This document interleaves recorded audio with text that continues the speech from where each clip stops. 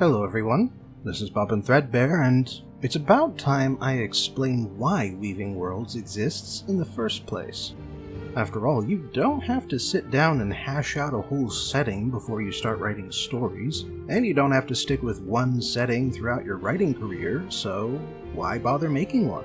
Why spend all that time and all those creative juices on setting creation when you could just start and end your writing career with the stories themselves? Or you can use someone else's setting by writing fan fiction, licensed novels and comics, or a published role-playing game setting. None of these are bad options, and they aren't inherently inferior to creating your own setting, but there are still several reasons why creating a setting is worth the extra effort.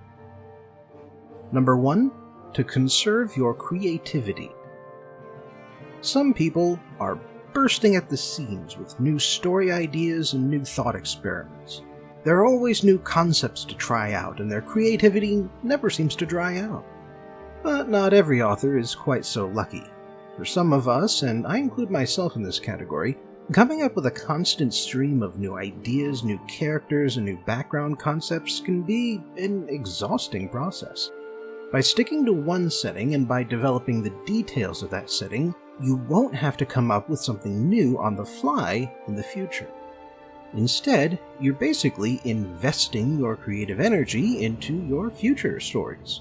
By going back to an existing setting where you had already established things like how magic works or how spaceships travel faster than light, you can spend your writing time worrying about new things like how characters interact with each other or some new aspect of the setting that drives the plot forward. Number 2, to organize your notes. Maybe you've already written a series of speculative fiction stories that follow the same characters or otherwise take place within the same universe. If that's the case, then you've already created a setting. And hell, you only really need one speculative story to do that much. However, once you write a few stories that all take place within the same setting, you will eventually reach a point where you say that the world works one way in one story, but later on you'll say or show something that contradicts that. Plot holes, in other words. And while some of your audience might not care about plot holes, for other audience members, a plot hole can snap them right out of the experience. Especially if they're a devoted fan who makes a point of memorizing all the little details.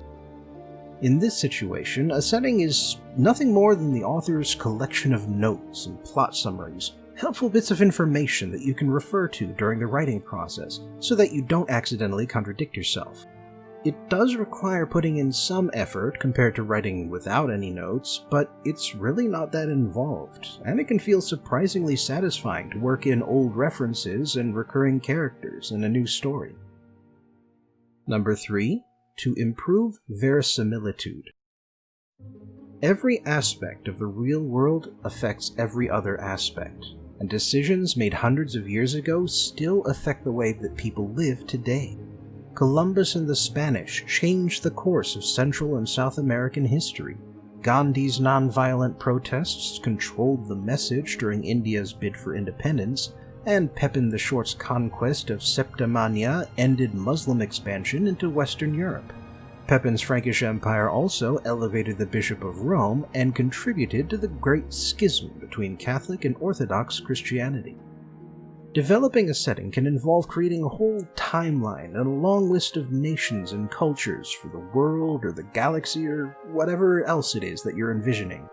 Doing this allows you to explain why the world is the way it is, and when your audience hears these explanations, they will see your world as being more real.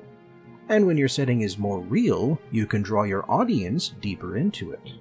Now, a deep background isn't the only way to draw your audience into your stories, but it is an effective method. Number 4, to plan ahead. Some authors like to tell stories that are set years, decades, or even centuries apart. These stories aren't about individual protagonists so much as they are about the history of the setting as told from a ground-level perspective. And if you're going to do that, particularly if you aren't telling those stories in chronological order, it can really help to create a timeline for the setting and plan everything out before you start. That way, you know where you want each story to end up so that everything fits together and the stories flow naturally from start to finish. Now, of course, sometimes plans can change and a story won't go the way you were expecting it to when you started writing, but having that plan still gives you a guideline that you can use to push the story back in the direction that you prefer, or else it can give you a way to explain how things changed between stories to account for any differences. And if you want to change the timeline and keep it changed, and if your audience hasn't seen the timeline yet, there's nothing stopping you from making a few edits to your setting. Number 5. To give yourself new story ideas. As you're designing a setting by creating alien species, fantasy races, cultures, nations, a history, a magic system, and all that other wonderful nonsense, it can be surprisingly easy to pick out a particular class conflict or a culture war and come up with a story idea that uses it as a focus. And since coming up with ideas for stories is often one of the biggest hurdles to writing them, the fact that you can use a setting as an idea mine is really all the justification you need to start building one. Heck, this is why a lot of speculative fiction authors write sequels and trilogies. It's not all because J.R.R. Tolkien wrote Lord of the Rings as a trilogy and everyone wants to copy him. The fact is that as you create a setting by writing a story that uses it, all the little background details you invent for it call out for a new story that can fully explore that aspect of the setting. So even if you're not working on the setting directly, but just writing a story that uses a speculative setting, creating details for that story can inspire you to keep using that setting. Number 6. To build a bigger story. Stories come in a variety of sizes. There are short stories, novellas, and novels, and then there are the epic tales like The Wheel of Time, The Lord of the Rings, A Song of Ice and Fire, and The Dark Tower. Each of these sagas includes 3 books or more, and yet you can reasonably say that when you put them all together, they tell one long, unbroken story. Other stories like Isaac Asimov's Robots and Foundation novels and Paul Anderson's Technic Civilization novels don't tell a continuous story, but do describe a long future history that spans hundreds or thousands of years that have yet to come.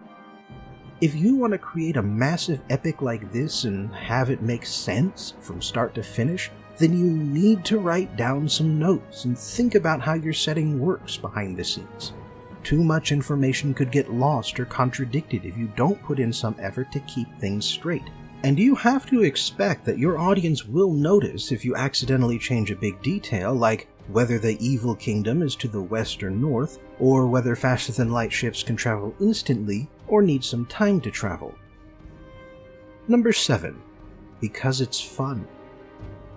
Maybe this sounds strange to you, but a lot of people enjoy creating whole worlds from scratch, even if they don't have any plans on how or when to use them.